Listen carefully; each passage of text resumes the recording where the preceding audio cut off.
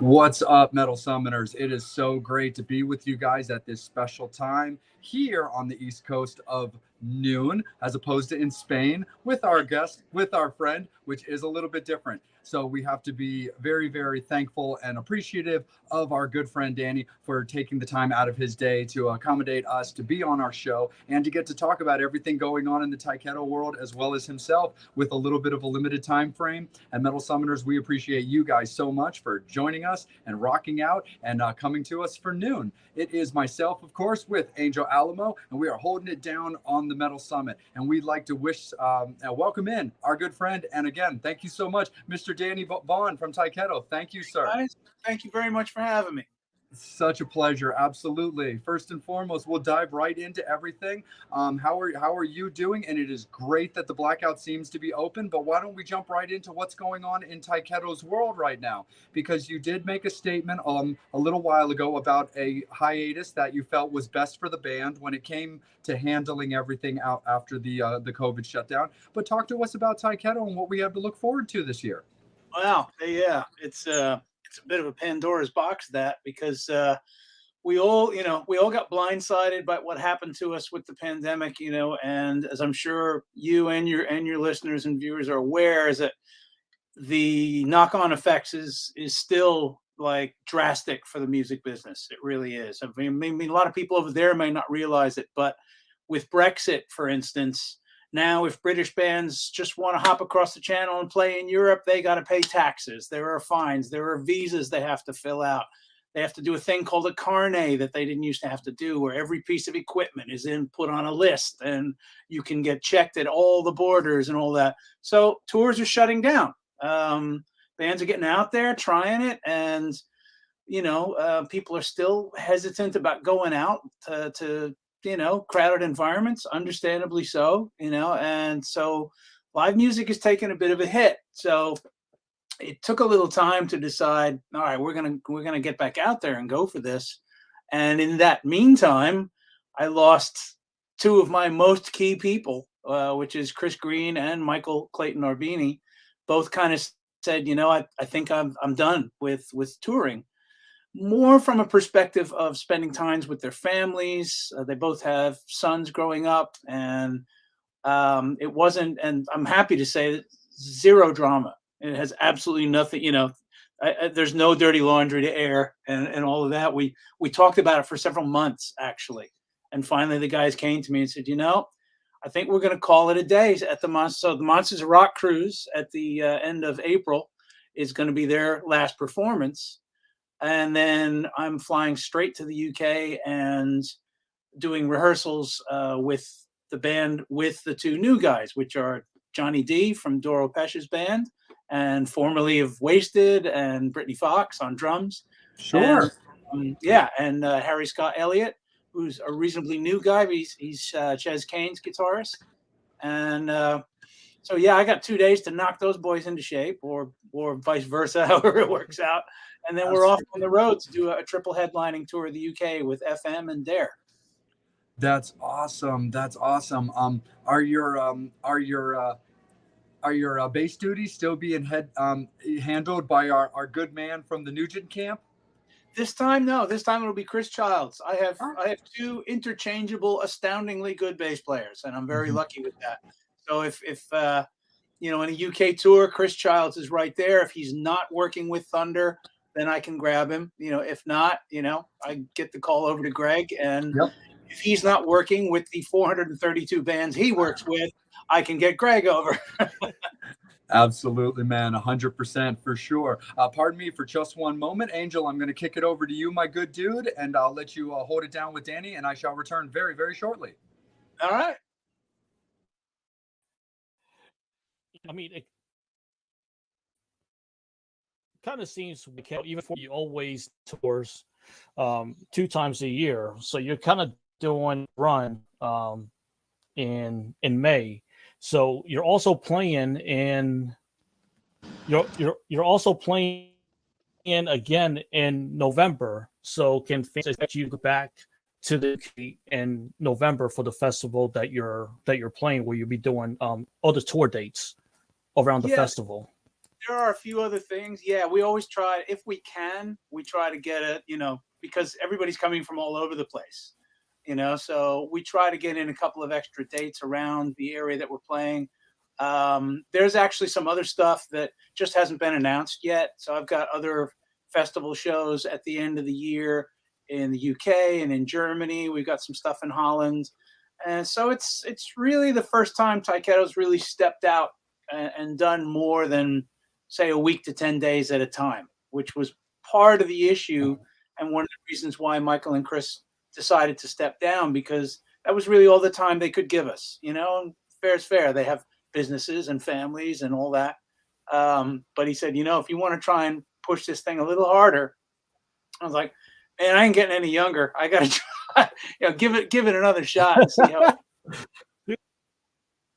And you still sound great live. When I saw you at M3 in 2018, it was like, wow, you still sound freaking awesome. And still talking to you after.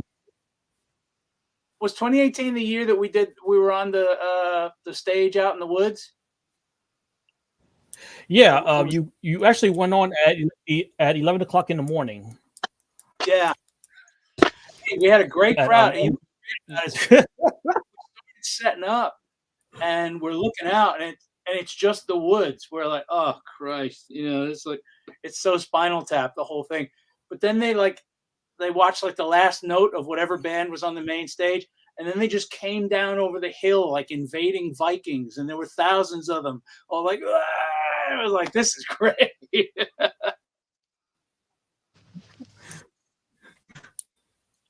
Yeah, so why not? Like I said, when you still sound awesome, people hear the music. I'm gonna take it over to our good friend, the eighth wonder of the world, Psycho Steve, who definitely has some awesome questions for you. They better be good questions. You want to take it away? Name to live up to, right there. How are you? First of all, I'm good, thank you. Good to see you, sir. Everybody's good. Everybody's healthy. Yeah. So, first of all, I ask, okay, when you were in the band with Chris Green, who took longer to get ready? Because you both have amazing hair. I think we were pretty good. I was a little bit disgusted because his hair was longer and better than mine, but he's 15 years younger as well. So, we shared the occasional product here and there, Nice. So the question is, because you're a New York guy, I've known you for a long time. I'm not going to show how long, because then it will show how old we both are. But why did you move to Spain? Well, Spain was the latest stop on an awful lot of hops all over the place in my life. I've just always kind of been a traveler. The short answer to your question is, this is where my future wife lived, and I was living in Ireland before that for about 4 years. And then when we started getting serious, I came over here, and I'm looking, going, oh, this is where they keep the sun. All right. Because I've been without it for about 4 years. And, it was a no-brainer. So, yeah, basically chasing Melissa is the reason I'm in Spain now. Nice. Okay. Then it's worked out. Here's another kooky question, but if it wasn't me asking it, I don't think anybody would come up with this. So this is a question I came up with. Question. Hi, Jay. So the question I have is, ready? Journey's been through so many lead singers. I know where you're going. Go ahead. Would you ever try out? No. Absolutely not. I have a number of reasons. Now, my experience with Journey is this. I opened for Journey in 2007 in the UK, right, with that very brief period that they pretend never happened, that Jeff Scott Soto was the lead singer. Right. Now, Jeff did an amazing job. And I've known him for so long. I have never seen a person dedicate himself to something so hard. He was doing steam baths every day and just all sorts of physical stuff and all that, because it is the single hardest back catalog on the planet. And Neil is quite renowned for just going, hey, we're going to do such and such. now, like on stage, a song they haven't rehearsed, something from their back catalog, from and you best be ready. Jeff had an enormous book in case he needed it, and they were doing 3-hour shows. And honestly, if you ask me to sing a Journey song, I can. But 3 hours? Fuck no. That's out of my wheelhouse. It's too much hard work. Gotcha. I think it would be hard because obviously if somebody asked, hey, if Journey called and said, hey, would you be interested in auditioning? My ego would be like, hell yeah, let's go. Journey, one of the best bands ever. But sooner or later, the sensibility would take over, and I would just be like, no, I know what this is going to do to me. They've destroyed more singers than any other band out there. Right. just with that regimen of songs. It's just so hard. Right. So the first time I saw you, I'm going to date myself and you. All right. You ready? Yeah, I'm ready. I'm leaning back. Lamore, Brooklyn. Oh, yeah, absolutely. Was Okay. with who? Who was I playing with at Lamore? Not Tall Stories. You were actually playing. It was with Tyketto. Yeah. Okay. So, and then I saw you at the Birchill. Yeah. And then I saw you at another place in New Jersey called Club NA. Yeah, remember him well. Okay. So I talked to you on Facebook Messenger about my oldest son, Jack. When he was like 5 years old, I turned him on to Tyketto, and he knew word for word Forever Young. Wow. So, and still to this day, when I put it in the car, he will tell his little brother and me to be quiet, and he'll sing it word for word. So, that puts Jack in my awesome book right there. Yeah. He's 14. He'll be 14. He's 6'1", size 14 sneaker now. So, yeah. Amazing. Well, tell him I said thanks. I think that's cool as hell. Absolutely. He's actually been a co-host of our show before when we interviewed Joey Allen of Warrant. He came on, and then my youngest son, he just turned 11. He joined us as well because they think that's the only cool thing about me is that I do this. So otherwise, I'm really boring. So are they listening to totally different kinds of music outside of that? Yeah. Believe it or not, I'm surprising my mom. I'm taking her to go see Engelbert Humperdinck on Thursday. And yeah. Thing. So I was playing it in the car, and my oldest son knew it. I'm like, how do you know this? He's like, it's from a movie. It's from a Marvel movie. One of his songs was in a Marvel movie. I'm like, oh, okay. I had no idea. Yeah. Okay. So, and then he schooled me. He's like, well, Dad, Engelbert did a song with Gene Simmons on his last solo album. I'm like, what? Okay. He's into the credits. I like that. Yeah. So it was pretty rad. So do you have a favorite Tyketto song? No. I always duck that one. I mean, they're all your children. So even if you have favorites, you don't tell anybody. True. Okay. But no, I mean, there's some that might be less favorites, maybe because I do them more often or whatever. And there's always the favorite of the week, especially if you're on tour. It's like, and that song, that one's really working for me this week, all that sort of thing. But right. A personal favorite of Tyketto songs, not really. Gotcha. And have you guys already put out the set list ready with Johnny joining the band? Yeah. Well, you came in a little bit after I was talking about how we're going to do the Monsters of Rock Cruise is the last show for Michael and Chris.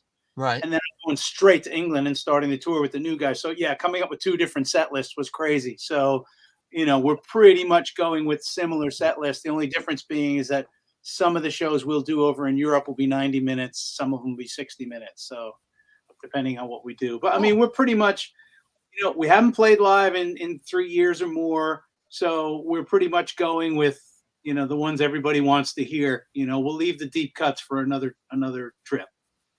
Nice. And we can expect another album, solo included? Not saying. I don't know. I could. I think I've just not been in the headspace. There's been other stuff going on, and I honestly haven't been doing that much writing. But I've been starting to talk to people about it, about doing some co-writes and just seeing where it goes. So it wouldn't take a lot to get me back in the studio to do another solo album. There's almost got all the songs, in a similar vein to my last one, Myths, Legends, and Lies. And that whole experience of recording it and doing it was so much. It was just one of the best experiences of my life. So if I can manage to get the same band in the same studio and do that again, I will. Right on. Okay. Back to you, Jay, or Angel. Yeah, no, absolutely, for sure. We can definitely understand that 100%. One of the things that I kind of wanted to ask you, Danny, because I find it very interesting, because as you can imagine, on a show like ours that talk to all kinds of different people, that also does range a lot back, especially into the glory days of the 80s with the Sunset Strip, it's very interesting to us to find out like how people are living now. And one of the things we've talked a lot about is how, when everybody was kind of gravitating towards Los Angeles back in the heyday, and then it kind of looked like Vegas was becoming the new place. And now Nashville is also becoming incredibly popular for a lot of veteran musicians to be laying down. You are coming to us from Spain, and I would love to hear personally, as well as I'm sure the fans as well, what is it about Spain that drew you to that as your place of residence? Well, more than anything, like I said, it was chasing the woman I ended up marrying. She was here. Sure. It does. Well, I'll backtrack a little bit. I mean, when Tyketto's first album came out, that was 1991. And that period, like you said, the late 80s, early 90s, because I was in LA with Wasted for a while as well. That was the place to be. And I think everybody that does what I do was faced with that decision. At some point, they come to that cusp where it's like, if you want to push it, if there's another level to go to, you have to move to LA. Now, New Yorkers and LA people, we're about as far juxtaposed from each other as we can get, Yeah. So I couldn't do it, to be quite honest with you. It's just not an atmosphere I would thrive in. Consequently, I miss out, you get somebody like my boy Jeff Scott Soto, who just works with everybody, I mean, he knows Brian May and he knows Steve Lukather and on and on and on. And I was like, oh, if I'd have moved there, maybe I'd be moving in those circles too. So it was really a personal decision about where I'm going to be happiest living. I lived in Nashville for 5 years as well.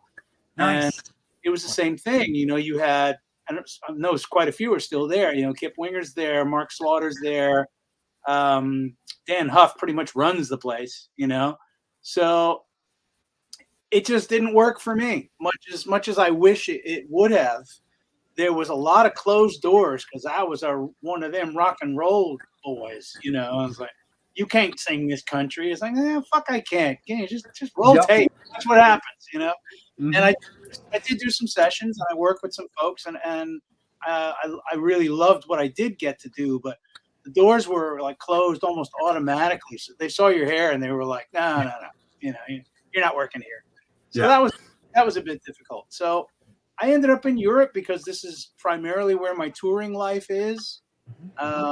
So I left America in 2003 and, it just made more sense for me to be here. It's more cost effective.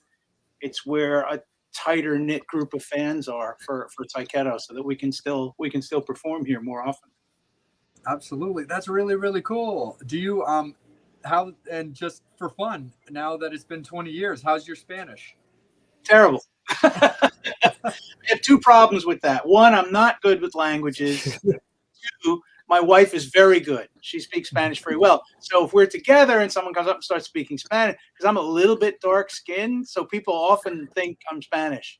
And they just launch into it, and I just go, talk to her. I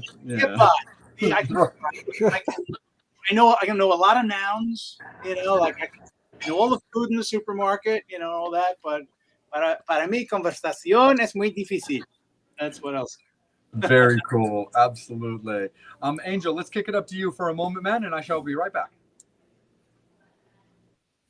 Now, a while back, you did a really great show with the DVD. We got tomorrow, we got tonight, where you did the songs in a completely different entirely. Would you ever in the future ever doing another show similar to that?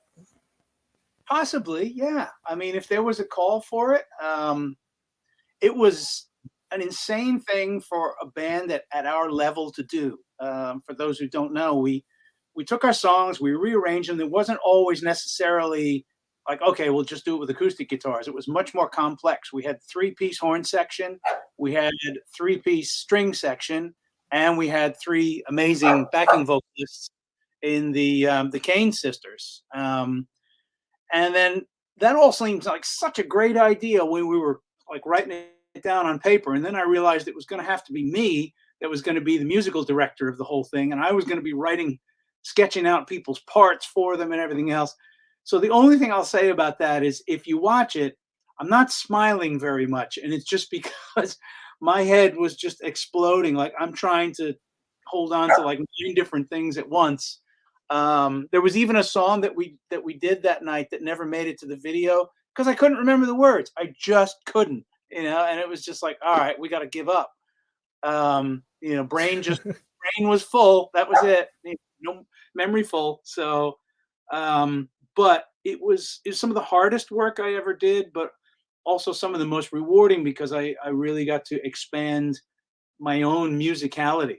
I was dealing. I mean, our string section was all, orchestral experience. They were all readers and all that. I don't read music very well, and so it put me into it takes you out of your comfort zone, and I think that is a good place to be when you're an artist of any kind.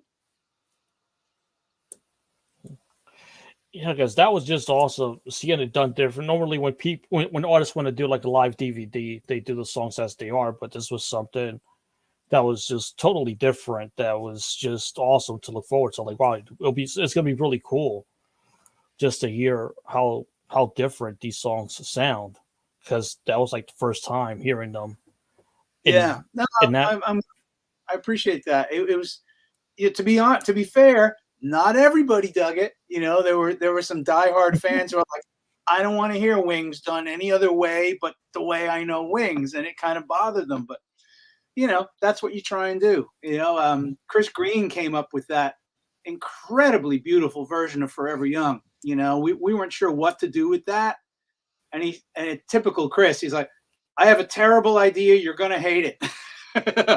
and he played it, and I was like, that's fantastic. Let's try it. And we were terrified, because you take that song, it was just the polar opposite of what that song is. That song is an anthemic smack in the face, and we just took it right down to a voice and an acoustic guitar, and I think a cello solo.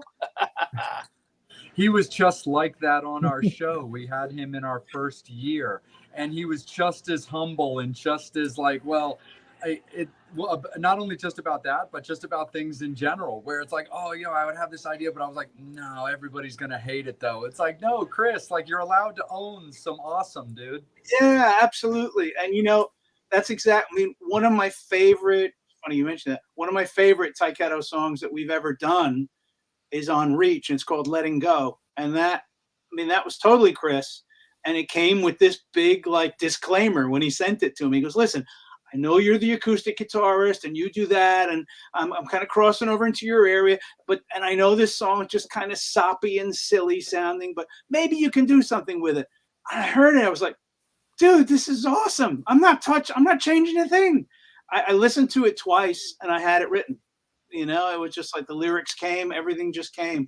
And that's the best kind of writing. It does not happen often, where it just, other people describe it, it's like taking dictation. It's not even your song,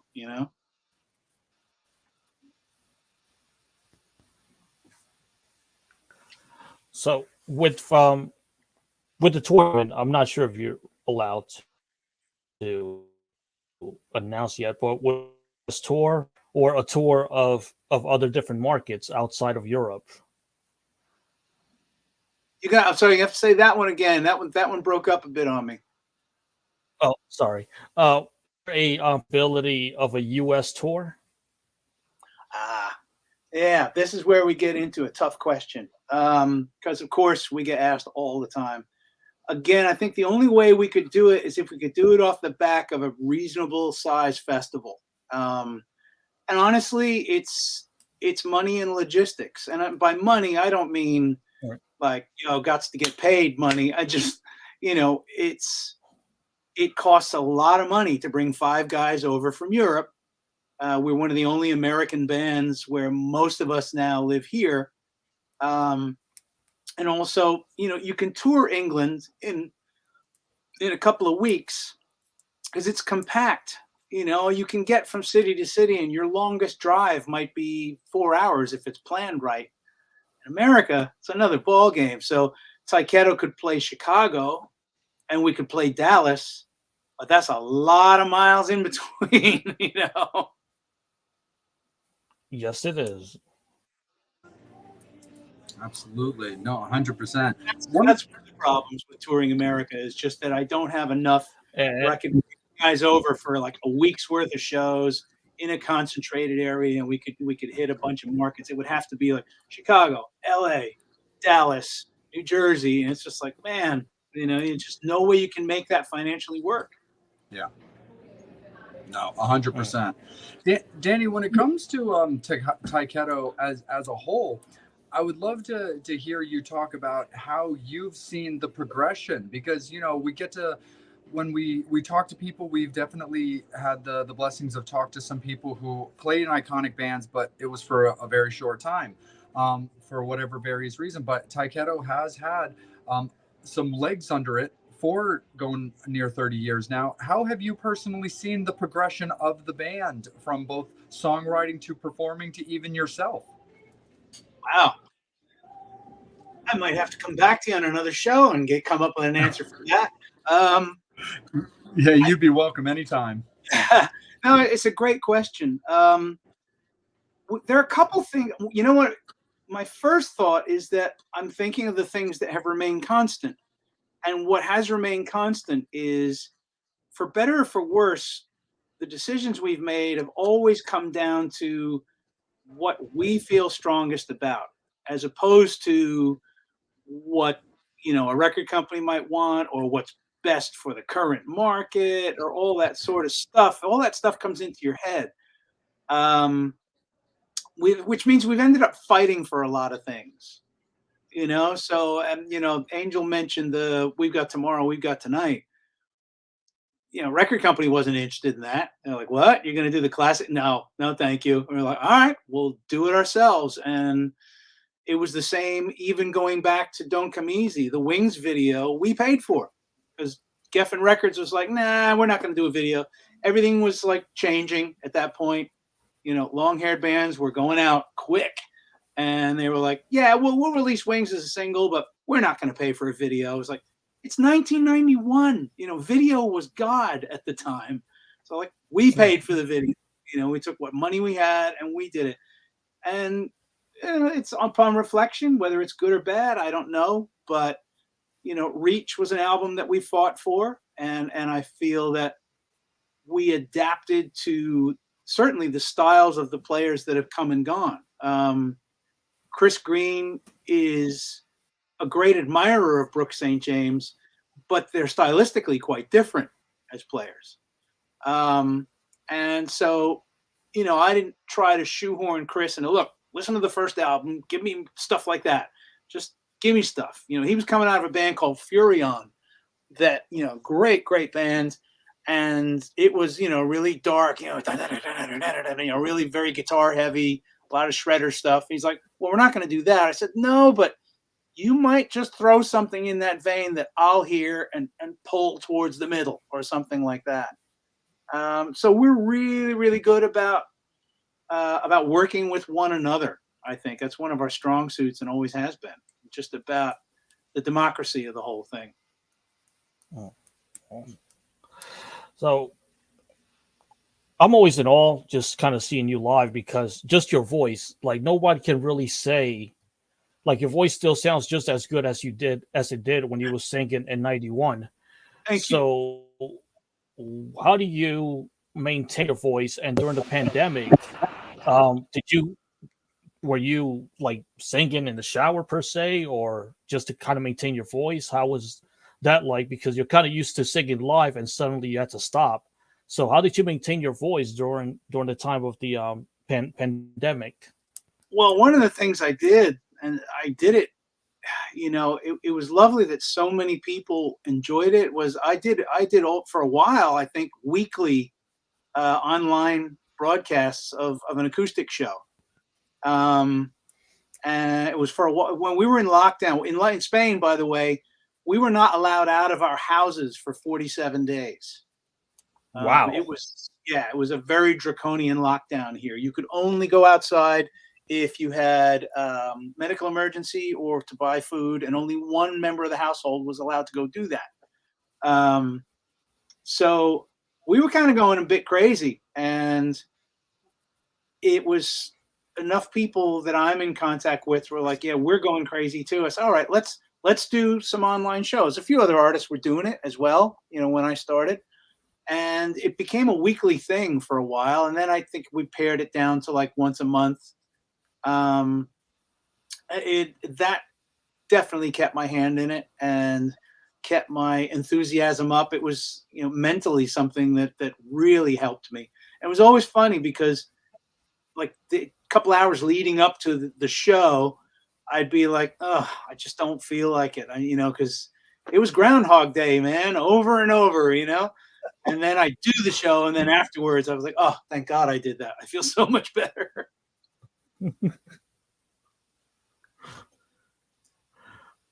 Just got a fan comment from Paul. Danny freaking Vaughn, thank you for all of your amazing songwriting and killer vocals recordings throughout the Tyketto debut is one of my Desert Island records. Appreciate you so much. That's so cool. I don't know how he knew my middle name. Friggin's always been my middle name. It's on my passport. Yes. That's very kind of you, mate. Thank you.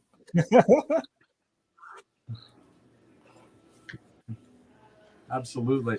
Danny, a quick. Oh, sorry, Angel. Go ahead, brother. No, go ahead. Oh, no worries. I was just we talked about the tour, we talked about the new lineup, just kind of in like a casual aspect. Danny, what are your hopes for this upcoming year of not only touring but just Tyketto music and everything? Of course, we're always looking for certain things, but is there something in particular that you're looking for out of this year? Well, first of all, most importantly, I'm trying to figure out if I can still do this. That's going to be the hardest.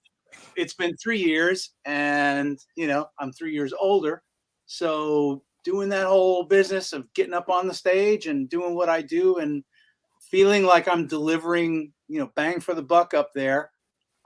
First, I got to make sure that that's still happening. There is definitely pressure to release a new Tyketto album, so at some point, once the tour's done, I'll be on much more familiar ground with my new guys, and we'll probably start talking about new music. So I think that's probably the biggest part of that is to go and do hopefully do another Tyketto album. We'll see. It's not something I can promise, but it's definitely something that the record company wants, and I just keep putting them off because I keep telling them, look, until we're a band again, I'm not going to bring you an album where it's really a project where I've worked with a bunch of different players and all that. If Tyketto's a band, then we'll release a band record. Absolutely. No, 100%. Definitely understand that. Yeah, my apologies again there, Danny. I work a restaurant during my day job and stuff, and it's the middle of the lunch rush, so I'm just making sure the tables are all doing good. Absolutely. As long as it wasn't me. I keep saying, he keeps running away. What have I done? No, never. Oh no, absolutely not. No, it's like a tribute, Vaughn, Danny. There's nothing that you could ever do. Yeah. Oh, you'd be surprised. No. I've chased stronger men than you away. Oh.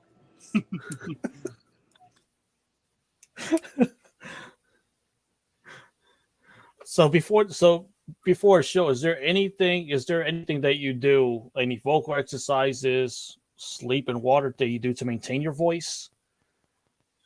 Yeah, well, there's a lot really. First thing about that is that about 10 years ago, I was diagnosed with something called laryngopharyngeal reflux.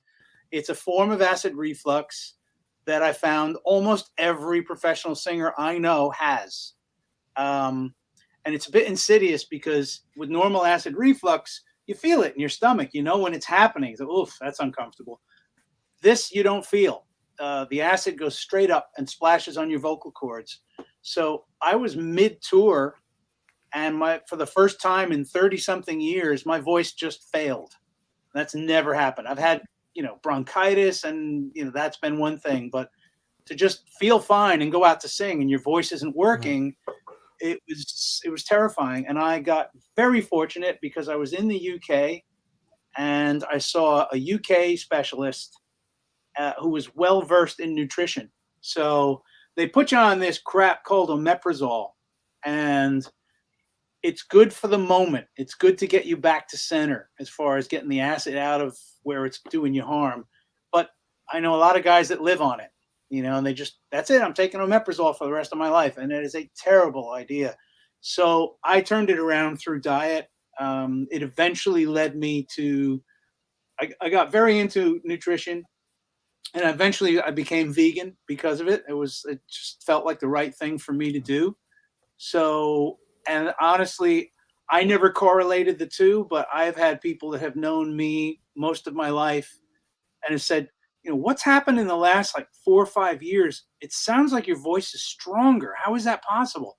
I said, the only correlation I can make is that I went vegan about 6 years ago, and it seems to be affecting me very, very positively that way. So there is that. I almost never drink on tour. I'm an occasional drinker anyway. So yeah, there's a lot of I'd say controlled paranoia that goes into being a singer.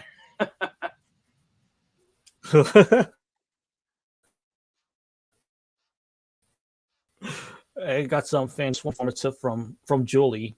All of Danny's pandemic shows are on his YouTube channel. Well worth a look. 22 shows. Wow. Yeah, I didn't mess around. I mean, it's not like, for one, it's not like I had anywhere to go. And it was just like, hey, I'd stop after an hour, and my wife was manning the computer, as was Julie, and no, there's 350 people out there saying keep going. So all right, we shall keep going. So that was part of it too. It's like I'm playing for 2 hours, just me. I'm thinking this is going all right. I mean, my voice stayed strong, so that was really encouraging. And Lisa wants to know, what do you like the best about being a musician? Well, it ain't the paycheck, Lisa. I can tell you that.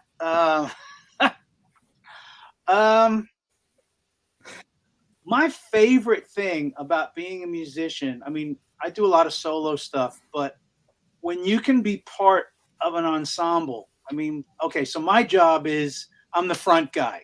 Everybody, everything kind of loses or fails as if the front guy did it, but it's not. I had one of the world's greatest drummers behind me for 30 something years in Michael Arvini, and he was rock solid. He had my back. He knew my every move.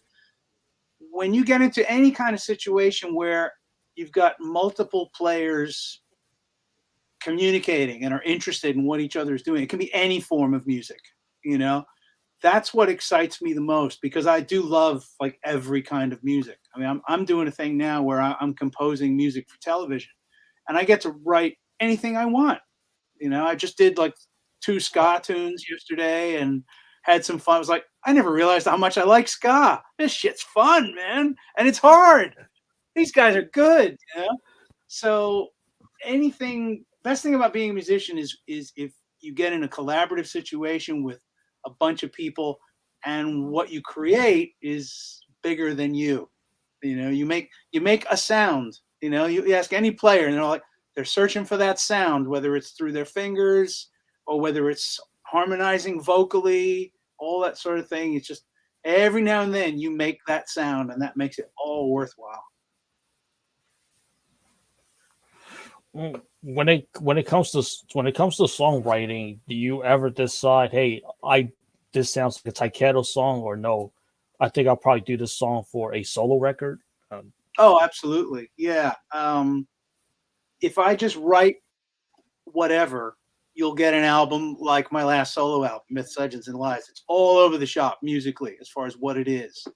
But yeah, I mean, if another Tyketto album is in the works, I have to put that hat on, and just say, right, it's much more streamlined. It's like, yeah, all this stuff over here, nah, not going to work. There's certain parameters that you want to deliver. I mean, it's tough because, quite honestly, I know how arrogant this is going to sound, but our debut album is a hell of a thing to live up to. Even though it didn't sell, I mean, we're so lucky. We get mentioned with so many of my compatriots in the same sentence as, the Kip Wingers and the Mark Slaughters and the Danger Dangers and all. Those guys are all platinum selling acts. We never touched that. We weren't anywhere near it. But we had this reputation that stayed with us. We delivered live, and the songs were rock solid. So that has to happen. We felt we did that with Reach. Reach is my favorite Tyketto album. So the bar for me, anyway, inside my heart is high. For sure. One kind of fun question too, because you had mentioned all of your various peers. When like Angel said earlier, last time we got to see you was at the M3 festival. When you do a festival like that, that's specifically and heavily dedicated to that genre and that era, it's got to feel like a giant family reunion for you. It does. It does. One of my favorite. Well, it's why I love the Monsters of Rock cruise. I think we're doing our 7th one this year. And I absolutely remember the first one, the entire time I was like, I'm going to hate this. It went, like when you get into rock and roll, if somebody were to walk up to you and you're like in your 20s and go, someday you're going to be playing on a cruise ship, you'd be like, fuck you, So who knew we were going to be around this long, for one thing. But it was absolutely surreal. On the first cruise, I was with my wife. It was like the second day, we got into the second port of call. And so we were able to go out and just have the day on the beach and whatever. And we're walking down the beach and I'm like, hey, Mike Trent. Hey, Billy Sheehan. Hey, I'm like, what the hell is this? It was just all rock stars and all people that at various times in my career, I've at least shaken hands with and said hello to, if not toured with and done stuff with. Oh, Mike Portnoy, what's up, dude? I've actually known Mike Portnoy for 40 something years because we were both in Rockland County in cover bands way back when, so that it's surreal. It's also an illusion too, because you get into a situation like that where suddenly you're surrounded by 3,000 fans and they're all into it and all that. And you start to think, I'm still out there. I'm still popular. It's just one place. Be careful. The kids aren't coming, You just you gotta find people that love you and play with them. Absolutely. 100% for sure. Angel, how's everything doing for the Metal Summoners questions? Do we have any more for them? Nope. Not yet, but I'm pretty sure they'll be coming up with more questions. Yeah, but yeah, come on. Yeah, I got to challenge me. Yeah, absolutely, Metal Summoners. Back in the day, how this works. Go ahead and pop the questions and comments for Danny right into the sections. That way we definitely have them because, hey, guys, silence equals happiness. And if we don't know about your question or your comment, then we got to assume that you're good. We don't want to be good. We want more questions and comments for Danny. So lace them on in there. Go ahead, Angel. If you were in a hot tub time machine, where are you headed? You could be headed to the past. You could to the future. Oof. Where would I be headed? I don't know, man. I mean, I'm a big history buff, and I realize that there's just no nice period in history. we're just as a human race. As a human race, we're just shitty to each other all through our entire history. Yeah, all the time. Yeah, so it might just be, find me a cabin in the woods somewhere, somewhere in the woods in Sweden, something. Have some nice Swedish girl deliver firewood once a week, whatever. That sounds like a plan. I'm with you on that one. So Yeah. So if you could do that, take me with you, bro. Separate cabins, but yeah.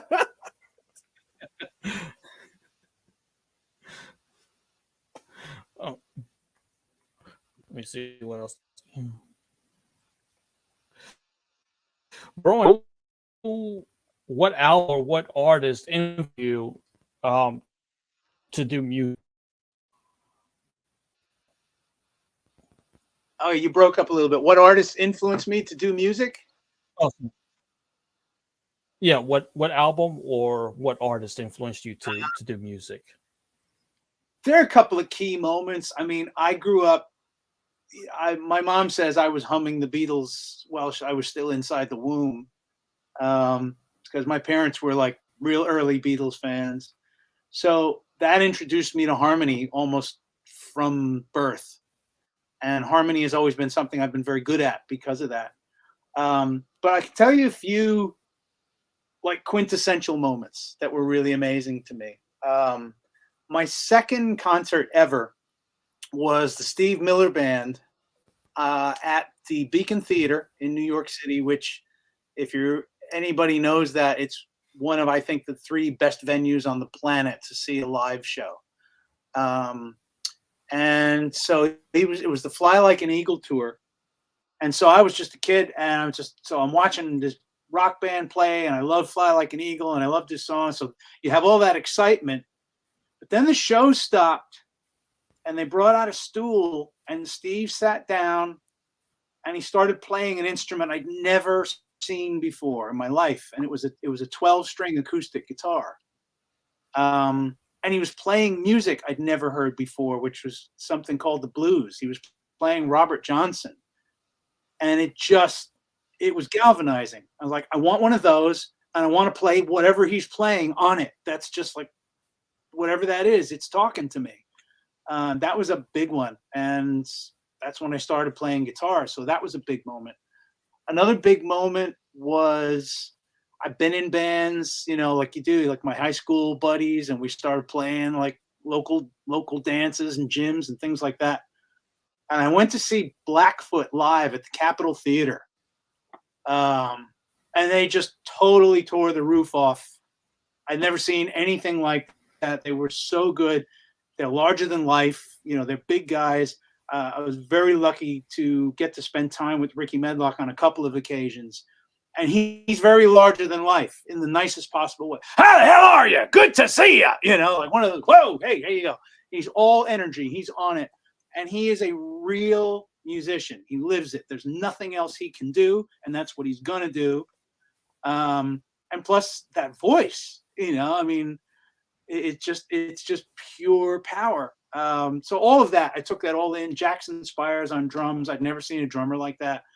That was one of those moments where I turned to whoever was next to me and went, I want to do that.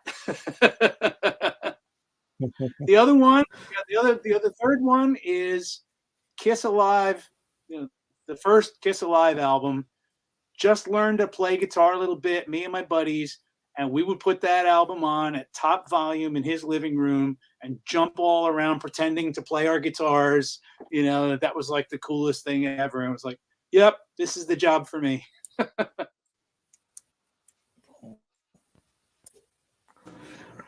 And I got another fan question. If you're stranded on a deserted island, what 5 things are you bringing with you? Helicopter. Amen to that. Yes, definitely. I've never heard anybody say that. Honestly, Angel, I think that might have been the best answer to that question ever. And if I can't get the helicopter off the ground, I'm going to need about a year's supply of peanut butter. And, that all depends on whether or not there's electricity or not. If there's electricity, I got to have tunes. So probably a guitar and my wife. That'd do it. Not necessarily in that That's order. like a smart answer. No, but that's like the smartest answer, because everybody always talk about something like, oh, they will bring a record or they will bring something like that. But nobody ever says a helicopter, like, get me the hell out of here if I'm deserted.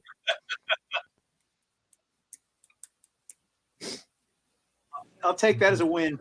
Absolutely, that's definitely a win. Danny, I'd like to also hear from you real quick. What's your favorite like movie that's around like music? Do you like the Rock of Ages movie? Are you like a Grease guy? Are you into Mamma Mia or Sweeney Todd? What are some of your favorite movies that are based around music? Yeah, I'll tell you what, that's a good one. Because I generally do not like music movies. I'm one of the only people, this is going to get us some hate mail. I did not like Bohemian Rhapsody. Now, Really? having said that, the whole thing was amazing, right? I mean, the guy playing Freddie, all of them, they were amazing. But I'm a little bit of a stickler, like possibly you guys are, as far as I spent most of my early years reading liner notes. So I was like, okay, this is out of sequence. That they didn't do that song on that album. That's wrong. And then the final thing I didn't understand about that film was they recreated the 20 minutes of Live Aid. I was like, why? Just run the film. It's the best live 20 minutes anyone's ever seen. Why would you recreate it? It's a waste of time. So I didn't really get that. So I wasn't as big a fan. My wife loves that film. Really good. There are a couple, and I'm just trying to think. I'll tell you one. You ever see Crazy Heart with Jeff Bridges? Mm-hmm. Yeah.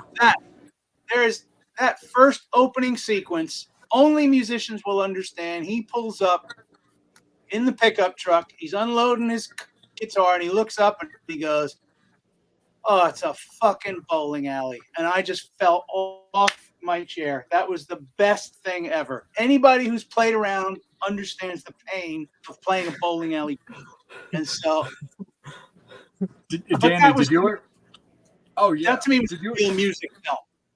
Oh hell yeah, that one was a really good one. Did you ever see the movie Crossroads, where Ralph Macchio had a guitar battle with Steve Vai? Yeah, I loved it. I did, but I was young too. And you could tell, it's like, he's not playing that. And you're not going to outdo Steve Vai. What, are you kidding? But it was a good film. It was a good bluesy film. I guess with music movies, I'm much more of a fan of the documentaries. My favorite will probably always be Searching for Sugar Man. I've never seen anything like that. It absolutely blew me away and still does. I got a question from Darren. Darren wants to know, how do you maintain interest in writing and recording, especially with so many distractions in the modern world? Oh, that is a very good question. You do have to try and turn the distractions off. If I'm in the studio, the phone's off, that sort of thing if I'm working. But yeah, it gets harder and harder, because let's face it, dishes got to be done, cats got to be fed, leaky toilets got to be fixed, whatever else that all of us have to do. That doesn't change. I don't fall into the category of rock star that has the kind of money that calls people that take care of that for him. So it's not easy, and it comes and goes in waves. You have to kind of put the hat on just like a job, in the end. And it's funny, a lot of people, Gene Simmons says a lot of stuff that pisses people off, but deep down and secretly, I agree with almost, I'd say 90% of the stuff he comes out with. It ain't pretty. But he said that at one time. I remember, because I was one of those guys. He goes, I hate hearing about musicians who have to wait for the mood to come upon them to write. He goes, bullshit. It's your job. Sit down and do it for several hours a day. And I'm one of those guys that waits for the moment and all that. But I heard that, I was like, he's kind of right, actually.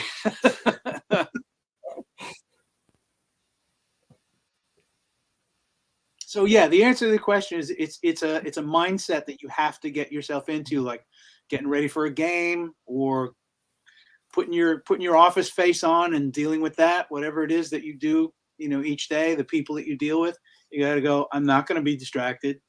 This is my plan. So I'm doing a lot of that these days with variable success.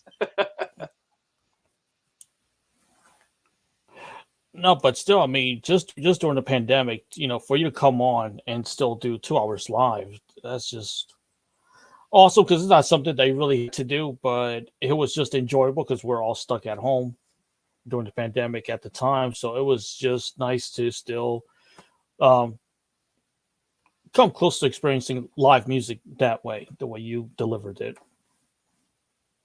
The most rewarding thing about it was the amount of people that have written to me and still do saying, thank you, it helped us get through this. I never thought it could be that serious of a thing, but some people are like, kept us sane. It was one of the things that kept us sane. And that's like it's a really big deal to me. It's a badge I wear very proudly.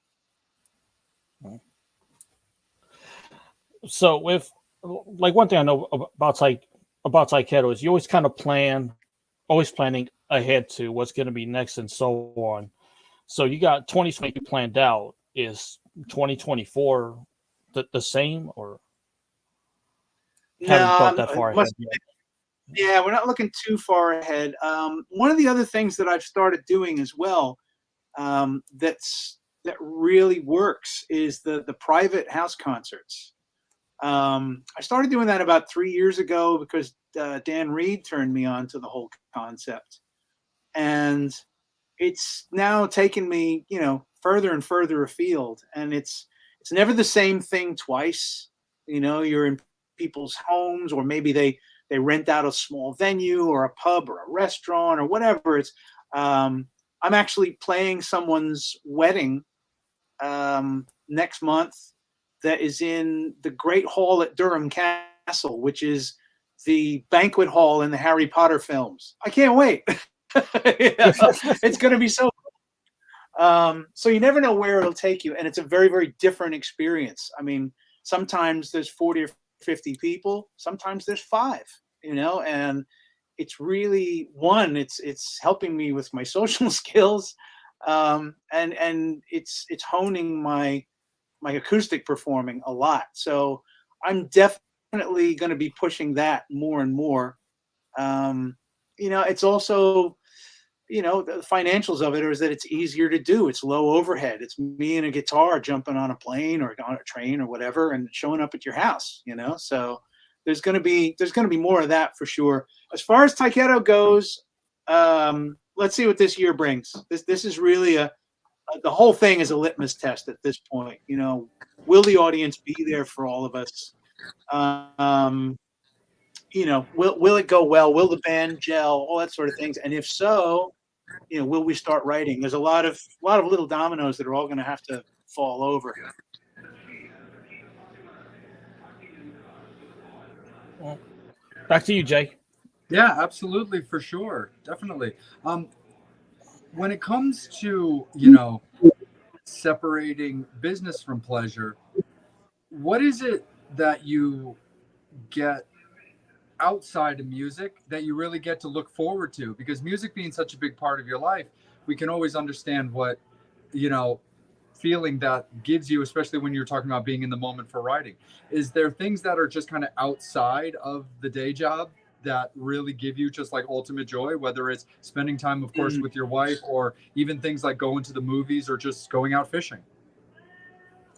Yeah, I do a lot of walking. I found a lot of creative people. I like to read about other writers and their process, and I'm fascinated by actors and how they do what they do. And I remember reading years ago, Sting said that he does a lot of walking, and when he walks, it frees up something in the brain. I call it the gremlins. Like the gremlins go to work, and you've got an issue that you haven't figured out. They'll work on it for a while, and then you'll get something when you least expect it. That happens a lot. So I took that love of hiking and all that. So, by the way, where I live is great for that because we're on the beach, but the mountains are right there, so we can get up like straight away and just get away from people in general. I took that to another level in 2019, and I did something in Spain called the Camino de Santiago, which, if you don't know what it is, there is a wonderful film called The Way, and it's basically supposed to be the original pilgrimage route of St. James all the way across Europe, and it starts in the Pyrenees at the French-Spanish border and goes all the way across the width of Spain till Finisterre, which is the end of the earth. But most people stop at a big city called Santiago de Compostela, which is a beautiful place, and it's a pilgrimage basically. Average, it takes 6 weeks to walk, 5-6 weeks. We didn't do the whole thing. Neither of us had time, but we basically walked for 2.5 weeks, and wow. That's all you do. It's like you stay in little hotels. You have today's clothes and tomorrow's clothes. That's it. You don't have internet until you arrive that night or whatever. And it just, that whole simplification of life is something that I look for a lot. Nice. Very, very cool. Absolutely. Angel, how are we looking when it comes to fan questions? Do we have anything on the books? Not anything else, but again, we're appreciative. We're like very humbled that you joined us. No, so not at all. This is fun. Thank you so much. Right, because we had fun the last time we did it at M3, which was funny because the drummer forgot that I was in with him. I'm interviewing Dead, which was so say that freaking funny. That. 100%. No, the drummer forgot sure. that we was doing the interview, so he was like, "Oh, I'm sorry, I forgot." So I ended up doing the interview with you. I was like, "Wow, this is so cool." I remember that. Absolutely. And Danny, because we always ask for anybody who's looking for yourself or for Tyketto, where can you be found? Tyketto.com, DannyVaughn.com. Those are the info centers, the usual places. It's Instabook, Faceagram, whatever. Absolutely. For sure. And again, Danny, thank you so much for working with us, accepting our invitation, working with us scheduling wise. It was really insightful and enlightening. And just like Angel said, very humbling that you took time to be on our show. So thank you. Oh, it's my pleasure. I was just looking up. So this is episode 162. What do you do? 5 shows a day? every one a week. We've been doing it for 3 years now. Yeah. Wow. Well done. Well done.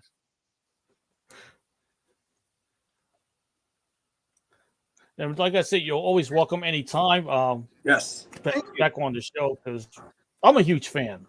I mean, I was really starstruck when I saw you at M3. I was like, he was like, "Hi, Angel." I was like, "I'm not Marty, man. So glad to see you. Yes, I finally got to meet you." But you don't want the super fan to, you don't want the super fan in you to come out because then I would probably creep you out. Like, dude, calm down. So you get like you're talking about like that online commercial where the guy goes, "Girl."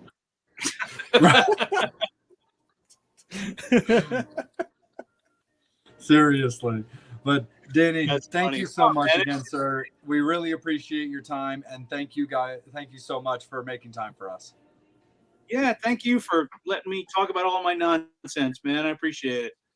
Absolutely happy to, for sure. Metal Summoners, thank you guys so much, as always, for tuning in, supporting live music, supporting Danny, supporting Tyketto, and supporting us. We really appreciate you guys. Live music's out there. Get out to support, even if it's buying a CD or buying merch. If you can't get out there, just any little bit. Let's keep everybody out on the road, and let's keep music thriving for us. So Metal Summoners, thank you guys very, very much for tuning into this very special episode of the Metal Summit with Danny Vaughn from Tyketto on a Monday. Stay tuned to our social medias within the next hour because we'll be posting the guest announcement and the for the upcoming Wednesday night episode, because as always, we're live on Wednesday night and this week is no different. So stay tuned for the guest announcement for the upcoming episode in 2 days, and we'll see you guys in a couple of days. On behalf of the Metal Summit, for Angel Alamo, for myself, for Bobby Dreyer, and for Psycho Steve. And again, we very much thank Mr. Danny Vaughn for taking time out of his day to hang out with us. Guys. Thank you so much, Danny. Enjoy yourself. Enjoy the rest of your day. Blessings to your family, and we can't wait to see you. Thank you. Same to you guys. And hopefully we'll see it at another M3 at some point. Yeah. Absolutely. 100% we can make that a thing. Metal Summoners, you guys take care of each other. Have a great rest of your day. We'll see you guys in 2 days. But when it comes to this episode right now, we will see you guys later. Take care, love on each other, and we'll see you in 2 days. As always, you guys have been watching The Metal Summit.